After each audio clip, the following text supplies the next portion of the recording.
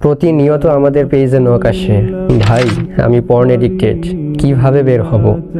আমার জীবন কুড়ে কুড়ে খাচ্ছে পর্ন আর মাস্টারবেশন, আমাকে বাঁচান প্লিজ।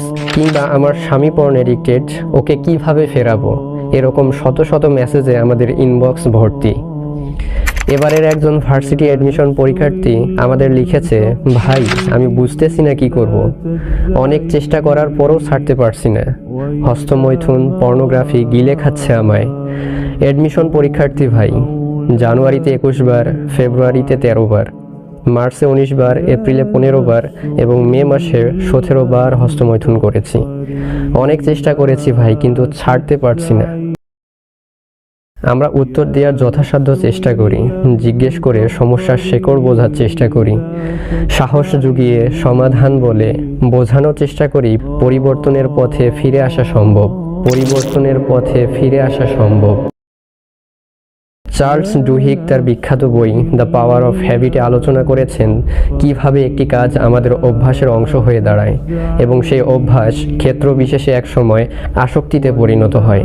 একটা অভ্যাস গড়ে ওঠার পেছনে 3টি ধাপ কাজ করে: 1 ট্রিগার, 2 রিওয়ার্ড, 3 লুপ বা রুটিন। প্রথমে একটি ট্রিগার আমাদের কাজটি করতে আগ্রহ করে। পর্নের ক্ষেত্রে এই ট্রিগার হতে পারে এমন কাজ যা আমাদের বায়োলজিক্যাল চাহিদা বা আকর্ষণকে জাগিয়ে তোলে। হতে পারে রাস্তায় চলতে গিয়ে কোনো সুন্দরী মেয়েকে দেখা, কিংবা অলরেডি যে পর্ন দেখে অভ্যস্ত তার ক্ষেত্রে দেখা যায় রুমে একাকিত্ব কিংবা স্রেফ মোবাইলও ট্রিগার হিসেবে কাজ করে। এরপর ট্রিগার ফলো করে কাজটা করে ফেললে আমাদের মস্তিষ্ক ডোপামিন নিঃসরণ করে, সুখানুভূতি দেয় যা রিওয়ার্ড হিসেবে কাজ করে। এরপর এই প্রক্রিয়াটাই দীর্ঘদিন রুটিন বা লুপ আকারে পুনরাবৃত্তি হতে থাকলে একসময় অভ্যাস বা এডিকশনের রূপ নেয়। এডিকশন থেকে বেরোনোর জন্য দরকার ট্রিগারকে অকেজো করা। এজন্য পর্ন দেখার পথগুলো আইডেন্টিফাই করে বন্ধ করতে হবে।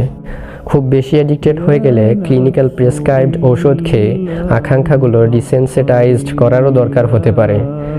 এভাবে 120 দিনের মতো পর্ন বা কোনো অভ্যাস থেকে দূরে থাকতে পারলে সেই অভ্যাসের শেকল ভেঙে বেরিয়ে আসা সম্ভব। শুধু 120 দিন চেষ্টা করেই দেখুন না।